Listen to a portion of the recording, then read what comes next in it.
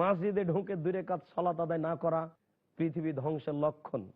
সবার জানা, আমরা এদেশের লাখো মসজিদে দেখি মানুষ মসজিদে প্রবেশ করে, মুসল্লি মসজিদে প্রবেশ করে, প্রথমে গিয়ে বসে, এরপরে প্রয়োজন হলে সুন্নাত পড়ে বা ফরজ সালাত পড়ে। রাসূল সাল্লাল্লাহু আলাইহি ওয়াসাল্লাম বলছেন, মসজিদে ঢুকে 2 রাকাত সালাত আদায় না করা কিয়ামতের লক্ষণ।